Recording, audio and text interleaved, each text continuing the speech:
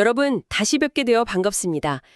오늘 이 깊이 있는 심층 탐구에 오신 것을 환영합니다. 네, 초대해 주셔서 감사합니다. 오늘 다룰 내용이 진짜 우리 일상하고 너무 밀접하게 맞닿아 있죠? 맞아요.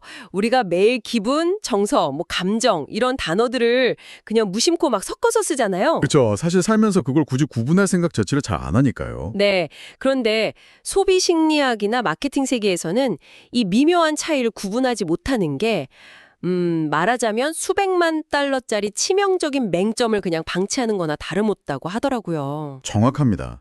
그래서 오늘 우리의 임무는 바로 우리의 행동과 지갑을 움직이는 그 감정적 방아쇠의 정교한 설계도를 완벽하게 해독하는 겁니다. 오늘 저희가 살펴볼 자료들이 소비자의 무의식 그리고 의사결정을 깊이 있게 파헤친 전문적인 정서 심리학 연구 또 마케팅 자료들이거든요. 자, 한번 본격적으로 파헤쳐 볼까요? 좋습니다. 이 설계도를 이해하고 나면 여러분이 일상에서 내리는 수많은 선택들이 전혀 다르게 보이실 겁니다.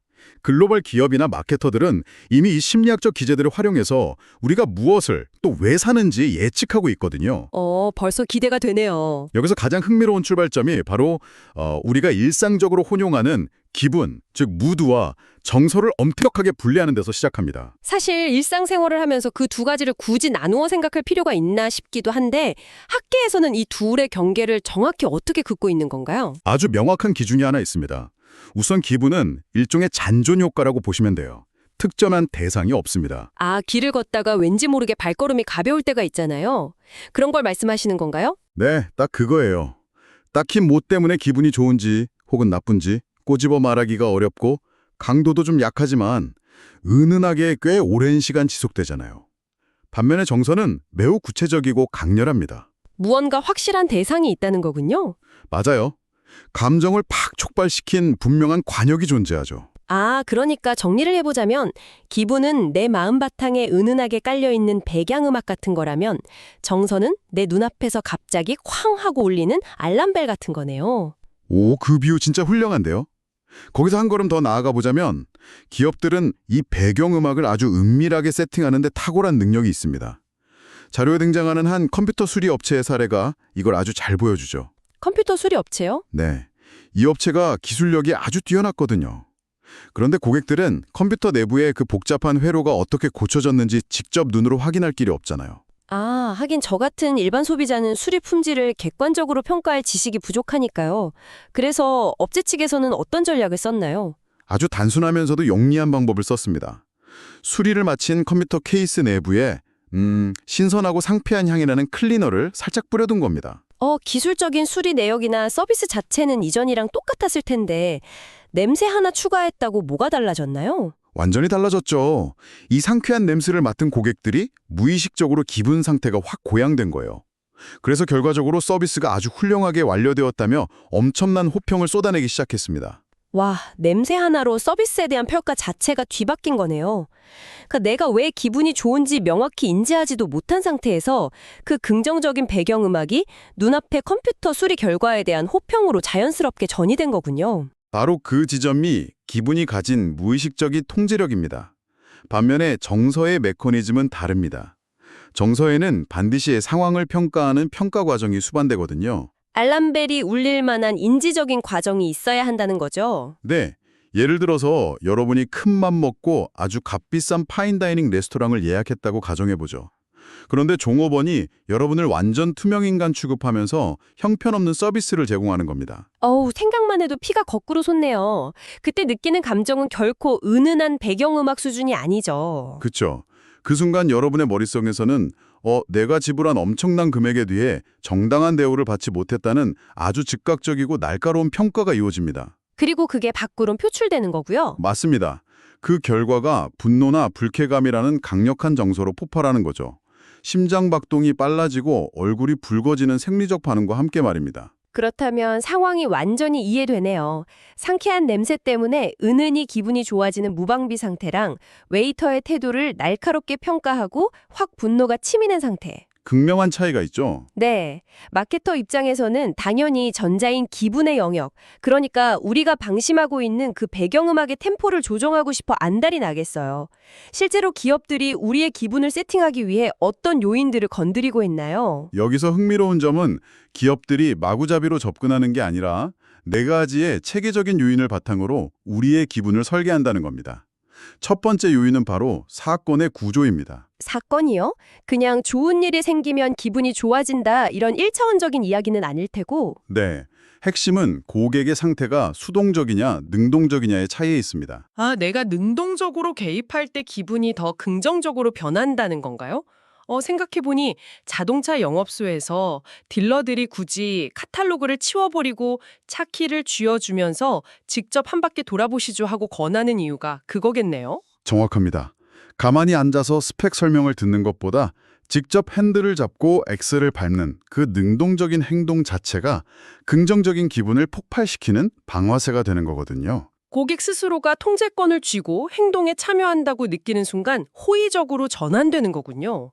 그럼 두 번째 요인은 뭔가요? 두 번째 요인은 우리가 전혀 통제할 수 없는 거대한 외부 환경, 바로 시간과 계절입니다. 시간대나 날씨가 정말로 지갑을 여는 패턴에 영향을 미치나요? 데이터가 그걸 명확히 증명합니다. 인간의 생체 리듬하고 아주 밀접하게 맞물려 있어서 통계적으로 사람들의 긍정적인 기분은 아침 시간대, 그리고 만물이 소생하는 봉철의 최고주에 달합니다. 아, 반대로 겨울에는 좀 떨어지고요. 네, 겨울에 가장 약해지는 경향을 보이죠. 기업들은 이 생물학적 믿음 곡선을 그대로 자신들의 마케팅 캘린더에 복사해서 활용합니다. 아하, 그래서 유독 봄맞이 세일 광고들이 그렇게 경쾌하고 텐션이 높았던 거군요. 반대로 겨울에는 좀 더 차분하게 따뜻한 위로를 건네는 방식이 많고요. 맞습니다. 그럼 이제 세 번째 요인으로 가볼까요? 세 번째는 소비자가 지닌 고유한 성격적 특질입니다. 사람마다 성격이 다르니까 똑같은 자극에도 다르게 반응하겠죠? 네. 그래서 평소에 우울감을 더 잘 느끼는 사람들과 행복감을 더 잘 느끼는 사람들을 타겟팅하는 방식이 완전히 다릅니다. 다소 우울하거나 불안한 성향에 지닌 대중을 움직일 때 마케터들이 꺼내드는 가장 강력한 무기가 바로 향수입니다. 노스탈지아죠. 향수라? 과거에 좋았던 시절을 그리워하는 그 감정이요? 맞아요. 개인적인 우울감을 넘어서 사회 전체가 거대한 불안감에 빠졌을 때를 한번 떠올려 보시죠. 우리나라의 경우 1997년 IMF 외환위기나 2008년 글로벌 금융위기 당시에 수많은 기업들이 세련된 최신 트렌드를 쫓기보다는 오히려 옛날 방식을 택했습니다. 옛날 방식이요? 아주 오래전 대중이 가장 호황기라고 느꼈던 시절의 유명 브랜드 CM송이나 로고를 그대로 부활시킨 거죠. 진로 소주나 브라보콘 같은 브랜드들이 과거 디자인을 재도입한 게 대표적인 예입니다. 아, 그거 확실히 기억나요. 다들 내일 당장 직장을 잃을지도 모른다는 불안감에 떨고 있을 때 TV에서 어릴 적 듣던 그 촌스럽지만 익숙한 멜로디가 흘러나오면 순간적으로 마음이 뭉클해지잖아요. 네, 긴장이 확 풀리는 거죠. 그래, 그때 참 좋았지 하면서 긍정적이고 안전했던 과거의 기분으로 잠시 도피하게 만들어주는 거네요. 그 강력한 안도감이 바로 브랜드에 대한 호감과 구매로 직결되는 메커니즘입니다. 마지막 네 번째 요인은 환경적 맥락입니다. 환경적 맥락이요? 여러분이 접하는 광고가 어떤 환경이나 프로그램 속에서 등장하느냐에 따라 효과가 극대화되기도 하고 완전히 무용지물이 되기도 하거든요. 예를 들면 빵 터지는 유머 광고를 심각하고 무거운 범죄 다큐멘터리 중간에 넣는 것보다 개그 콘서트처럼 이미 시청자들을 한바탕 웃게 만들어 놓은 예능 프로그램 중간에 배치하는 게 낫다는 뜻이죠. 네, 맞물려 들어가는 맥락의 힘이죠. 하지만 때로는 이 맥락을 순응하는 대신에 정반대로 비틀어서 폭발적인 기분 전환을 유도하기도 합니다. 자료에 언급된 과거 미국 담배 브랜드 버지니아 슬림의 마케팅 사례가 심리학적으로 아주 놀라운 통찰을 줍니다. 오, 어떻게 비틀었길래요? 이들은 대중의 향수를 자극하지 않았습니다. 오히려 그 반대였죠. 과거를 비판했다고요? 향수를 자극하는 게 훨씬 안전한 길일 텐데 완전 역발상을 한 거네요. 타겟층이 처한 환경을 아주 치밀하게 읽어냈기 때문에 가능한 전략이었어요. 정치적이나 사회적 판단을 다 떠나서 당시 마케팅 전략 자체만 놓고 보면요. 이 브랜드의 주 타겟이었던 여성들은 사회적 제약이라는 매우 경직되고 억압적인 맥락 속에 놓여 있었습니다. 아, 억압받던 시절을 그리워할 리는 없으니까요. 그렇죠. 그래서 이 광고는 정말 험난한 길을 헤쳐 지금까지 왔다 이런 슬로건을 던지면서 여성을 억압하던 과거를 단호하게 비판했습니다. 통제에서 벗어난 현재의 해방감을 극대화시켜서 타겟 소비자들에게 강력한 카타르시스와 긍정적 활력을 불어넣은 거죠. 심리적 탈피구를 마련해준 셈이네요. 순응할 것인가 아니면 그 상황에서 벗어나는 쾌감을 줄 것인가. 단순히 상품을 파는 게 아니라 시대의 맥락을 읽고 통쾌한 기분을 조각해낸 거군요. 네, 아주 정교한 설계죠. 자, 지금까지 우리를 둘러싼 배경음악, 즉 무의식적인 기분을 조종하는 4가지 요인들을 깊이 있게 살펴봤습니다.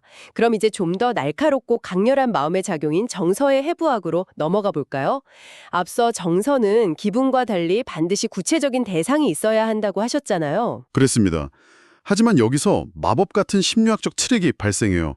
그 대상이 꼭 물리적 현실에 존재할 필요는 전혀 없다는 겁니다. 네, 현실 없어도 된다고요. 네, 상상 속의 대상만으로도 우리의 정서는 완벽하게 그리고 맹렬하게 작동합니다. 상상만으로요. 아, 이거 완전 애플, 아이패드 충성 고객들의 머릿속에서 일어나는 일이잖아요. 청취자 여러분 중에도 이런 분들 꽤 계실 텐데 아직 실물을 만져보지도 못했고 심지어 출시 전 루머 기사 하나 읽은 게 전부인데 이미 내 머릿속에서는 그 얇은 기계를 들고 카페에서 멋지게 작업하는 모습을 상상하면서 심장이 막 뛰잖아요. 엄청난 흥분감을 느끼고요. 우리 뇌가 시뮬레이션 해내는 힘이 그만큼 압도적인 겁니다. 눈앞의 현실과 머릿속 상상을 잘 구분하지 못하는 거죠. 하지만 상상이든 현실이든 이게 강렬한 정서로 점화되기 위해서는 반드시 통과해야 하는 관문이 하나 있습니다. 관문이요? 그게 뭔데요? 바로 여러분 개개인의 깊은 가치관입니다. 그 대상이 여러분이 중요하게 여기는 가치나 신념과 연결되지 않으면 아무리 자극적인 걸 봐도 감정의 동요가 일어나지 않아요. 아, 그 자료에 나온 빨간 립스틱 사례가 그 관문을 너무나 선명하게 설명해 주더라고요. 길을 걷다가 아주 짙은 빨간색 립스틱과 매니큐어를 한 여성을 마주쳤다고 가정해보죠. 네, 빨간색 화장품이라는 객관적 정보는 누구에게나 똑같죠. 맞아요.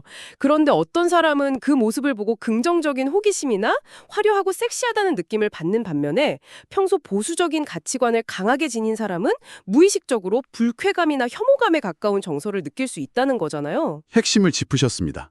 세상에 존재하는 객관적 현실 그 자체가 아니라 내재된 가치관의 필터를 거친 주관적 평가가 정서를 결정짓는다는 뜻입니다. 그런데 학계에서는 이 평가의 타이밍을 두고 아주 흥미롭고 치열한 논쟁이 벌어졌어요. 타이밍이요? 네. 과연 인간이 대상을 곰곰이 생각하고 인지적으로 평가한 후에 정서를 느끼는 것일까요? 아니면 논리적 사고가 개입하기도 전에 본능적인 느낌이 먼저 튀어나오는 것일까요? 오, 이거 이른다 머리가 어렵냐 가슴이 먼저냐 하는 철학적인 질문 같네요. 학자들은 어떻게 결론을 내렸나요? 로버트 자이언스 같은 심리학자는 감정이 인지에 우선한다고 강력하게 주장했습니다.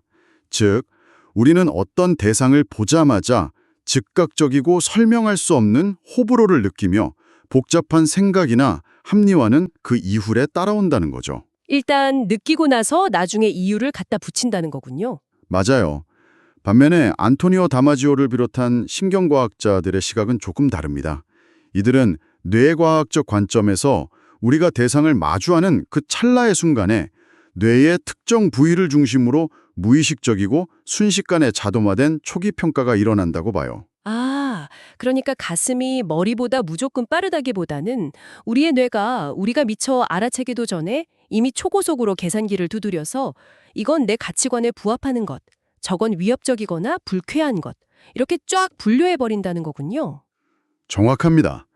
그래서 우리는 종종 논리적인 이유는 모르겠지만 왠지 그냥 기분 나빠라고 느끼는 겁니다. 의식의 수면 아래에서 가치관에 기반한 평가가 이미 완료되었기 때문이죠. 진짜 신기하네요. 그리고 이렇게 발생한 정서는 단순히 마음속 생각으로 머물다 사라지지 않습니다.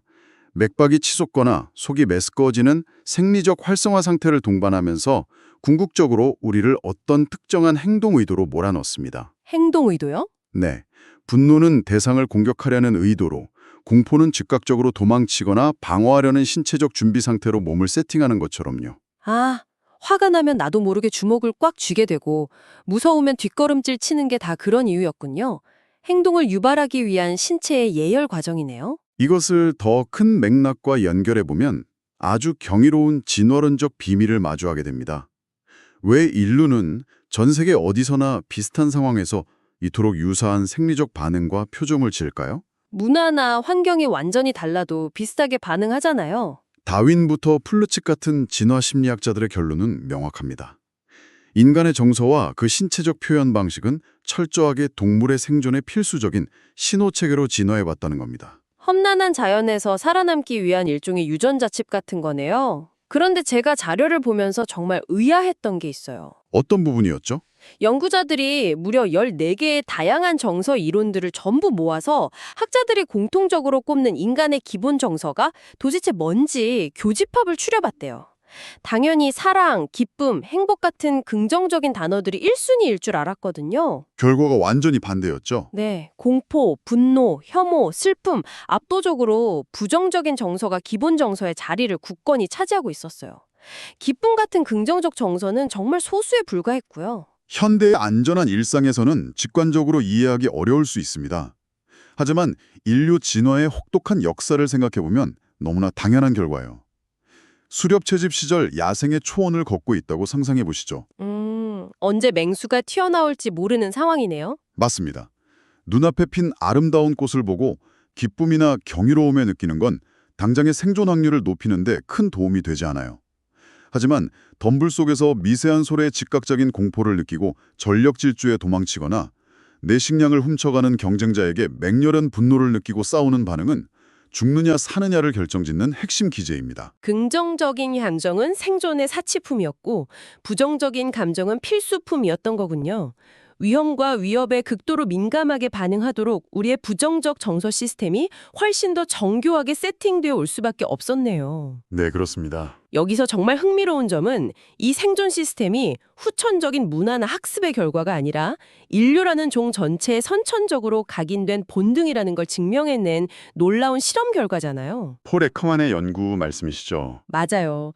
심리학자 폴 에크만이 서구 문명이나 TV 영화를 평생 단 한 번도 본 적 없는 아마존강의 원주민들을 찾아갔어요.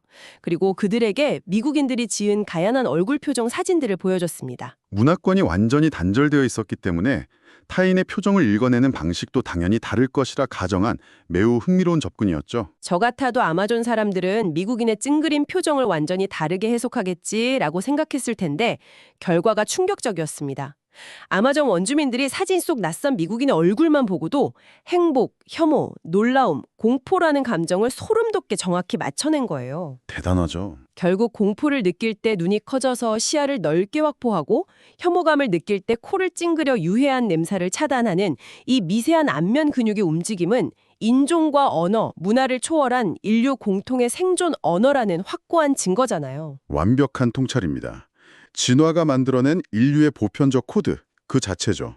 그렇다면 여기서 한 가지 깊은 의문이 생깁니다. 어떤 의문이요? 학자들이 꼽은 이 몇 안 되는 소수의 기본 정서들만으로 우리가 복잡한 현대 사회를 살아가며 일상에서 느끼면 그 수백만 가지의 미묘한 감정의 결을 어떻게 다 설명할 수 있을까요? 하긴 기본 색깔 몇 개만으로는 세상의 모든 색을 다 칠할 수 없으니까요. 진화 심리학자인 플루측은 이 난제를 아주 우아한 모델로 풀어냅니다. 이른바 정서 동그라미 모델이죠. 아하, 네. 저 이 부분 읽으면서 감탄사가 절로 나왔어요. 감정을 마치 미술 시간에 팔레트에 짜놓은 물감처럼 다루더라고요. 빨간색과 노란색을 섞으면 주황색이 탄생하듯이 소수의 기본 정서들을 섞어서 완전히 새로운 파생 감정을 만들어내는 원리였죠. 일종의 감정 조색표라고 할 수 있죠. 기본 정서들이 어떻게 결합하느냐에 따라 2차, 3차의 복합적인 파생 정서가 끊임없이 탄생합니다. 청취자 여러분도 머릿속으로 이 감정의 레시피를 한번 섞어보세요.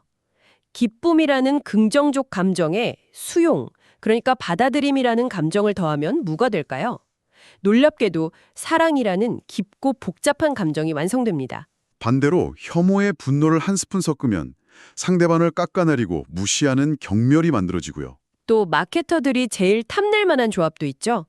기쁨과 기대가 섞이면 앞으로 일어날 일에 대해 긍정적으로 생각하는 낙관이 됩니다. 만약 어떤 광고가 저를 빵 터지게 웃게 만들고 다음 장면에 대체 뭐가 나올지 궁금하게 만들었다면 제 뇌는 이미 낙관적인 상태로 세팅되어서 지갑을 열 준비를 마친 거네요. 감정을 이렇게 공식처럼 더하기로 설명하다니 정말 매력적이지 않나요? 매우 직관적이고 훌륭한 모델이죠. 이와 더불어 제임스 러셀이나 왓슨과 텔레겐 같은 학자들은 여기서 한 차원 더 나아간 2차원 원형 정서 구조 모형을 제시했습니다. 이들은 감정들을 단순히 섞는 것을 넘어 일종의 마음의 지도를 그렸어요. X축과 Y축이 있는 좌표 평면 같은 거군요. 네, 가로축은 유쾌함과 불쾌함의 정도를 나타내고 세로축은 생리적인 흥분 상태를 의미하는 환기의 수준을 나타냅니다. 아하. 즉, 위아래로는 신체의 텐션이 얼마나 높고 낮은지를, 좌우로는 기분이 얼마나 좋고 나쁜지를 바탕으로 감정을 배치한 것이죠. 아, 이 지도가 왜 대단한지 알겠어요. 아까 진화복에서는 당장의 생존과 직결되는 아주 강렬하고 텐션 높은 감정들만 다뤘잖아요. 그런데 우리 일상이 매일 정글에서 사자한테 쫓기는 건 아니니까요. 평온한 순간이 훨씬 많죠. 네. 그래서 이 2차원 지도에는 지루함, 나른함, 평온함 같이 텐션이 확 떨어진 아주 일상적이고 조용한 감정들까지 다 들어갈 수 있겠네요. 맞습니다. 지루함은 불쾌하지만 흥분도가 낮은 쪽이니까 좌측 하단에 찍힐 거고, 평온함은 유쾌하지만 역시 흥분도가 낮은 쪽이니까 우측 하단에 안착하겠군요. 흥분되지 않은 조용한 감정들까지 하나의 지도 안에 다 품어낸 거네요. 바로 그 포괄성이 2차원 모형의 가장 큰 학문적 공헌입니다. 인간이 느끼는 거의 모든 마음의 상태를 하나의 공간적 틀 안에 매핑할 수 있게 해주었죠. 하지만 이는 아주 중요한 질문을 던집니다. 과연 이 깔끔한 귀학적 모델들이 인간 마음의 복잡성을 완벽하게 담아내고 있을까요? 아쉽게도 이 지도들에는 치명적인 한계가 존재합니다. 한계요? 웬만한 감정은 다 좌표에 위치할 수 있다고 방금 말씀하셨잖아요. 이 원형 모형들은 어떤 감정과 어떤 감정이 서로 비슷하고 반대되는지, 즉 감정 간의 유사성은 기가 막히게 잘 보여줍니다. 하지만 대체 왜 그 정서가 유발되었는지, 즉 정서가 발생한 원인이 되는 조건과 맥락을 전혀 설명하지 못한다는 점입니다. 아, 무슨 뜻인지 확 와닿네요. 지도상으로는 똑같은 두려움이라는 위치에 점이 찍혀 있더라도 어두운 골목길에서 괴한을 만나서 느끼는 생명의 위협적인 두려움인지, 아니면 내일 아침 임원진 앞에서의 중대한 발표를 앞두고 느끼는 사회적이고 심리적인 두려움인지, 이 원형 지도만 봐서는 그 맥락을 알 길이 없다는 거군요. 완벽한 비교입니다. 게다가 더 큰 맹점은 우리가 인생을 살아가면서 가장 깊이 파고드는 핵심 정서들을 설명하기 어렵다는 점입니다. 타인에 대한 질투, 숭고한 사랑, 깊은 근심, 사회적 성취에서 오는 자부심, 혹은 도덕적인 죄의식 같은 감정들은 인간의 복잡한 가치관과 문화적 맥락이 촘촘하게 얽혀 있거든요. 그런 감정들은 엄청 복잡하죠. 네, 단순히 얼마나 유쾌한가 혹은 얼마나 텐션이 높은가라는 이 두 가지 축만으로는 사람에 대한 도덕적 판단이 개입된 이런 감정들의 복잡한 층위를 결코 온전히 담아낼 수 없는 것이죠. 그래서 이게 다 무슨 의미일까요? 오늘 우리는 향기 하나로 평가가 뒤바뀌는 미묘한 기분의 세계부터 시작해서 뇌과학이 증명하는 무의식적인 가치 평가의 찰나, 아마존 원주민도 함께 공유하는 진화론적 생존 본능의 코드, 그리고 감정을 물감처럼 섞어 2차원 좌표에 찍어보는 구조 모델까지 정말이지 방대하고 깊은 마음의 심연을 탐험했습니다. 결국 이 모든 심리학적, 마케팅적 분석이 우리에게 가리키는 종착지는 명확합니다. 표면적으로는 수만 가지로 파편화되어 보이는 여러분의 일상적인 행동과 소비 선택들 이면에는 생존 본능과 자아 존중감 같은 깊은 가치관에 뿌리를 둔 공통의 기본 정서와 기분의 메커니즘이 철저하게 작동하고 있다는 사실입니다. 네. 거대 기업과 알고리즘은 이미 이 구조를 속속들이 파악하고 여러분의 무의식을 향해 은밀하고 교묘한 마케팅 자극을 쉴 새 없이 던지고 있습니다. 내 마음이 작동하는 공식을 모르면 결국 남이 그 공식을 이용해 나를 조종하게 내버려 두는 꼴이 되겠네요. 여러분 스스로가 자신의 가치 체계와 그에 따른 정서적 반응, 즉 내가 왜 지금 이 광고를 보고 설레는지, 왜 이 특정 뉴스를 보고 강렬한 분노를 느끼는지를 구조적으로 이해할 수 있을 때 비로소 우리는 이 정보의 홍수 속에서 무의식의 꼭두각시가 아니라 현명한 주체로 살아남을 수 있을 겁니다. 내 감정의 기원을 한 걸음 물러서서 인지하는 것, 그것이 바로 자본주의와 디지털 사회를 살아가는 가장 강력한 심리적 방패입니다. 나를 지키는 무기가 되는 지식이네요. 여러분, 오늘 탐구를 마무리하면서 여러분이 일상 속에서 스스로 생각해 볼 수 있는 도발적인 질문을 하나 남겨드리고 싶습니다. 앞서 우리의 핵심 정서 중 분노와 공포가 야생에서 포식자를 피하고 험난한 환경에서 살아남기 위해 진화해온 가장 강력한 생존 본능이라고 말씀드렸죠? 네, 그랬죠. 그렇다면 오늘날 이 생존 본능의 코드를 교묘하게 해킹해서 매일같이 우리의 분노를 유발하고 공포심을 자극해 스마트폰 스크롤을 멈추지 못하게 만드는 현대의 디지털 알고리즘과 소셜미디어 환경 속에서 우리는 과연 우리의 이 원초적 본능을 어떻게 방어해야 할까요? 정말 중요한 화두네요. 우리의 마음은 이 차가운 디지털 야생에서 살아남을 준비가 되어 있을까요? 이 여운 남는 질문을 여러분의 일상에 살포시 얹어드리면서 오늘 심층 탐구를 마치겠습니다. 끝까지 함께해주신 여러분 감사합니다. 다음 탐구에서 또 다른 놀라운 통찰로 찾아뵙겠습니다.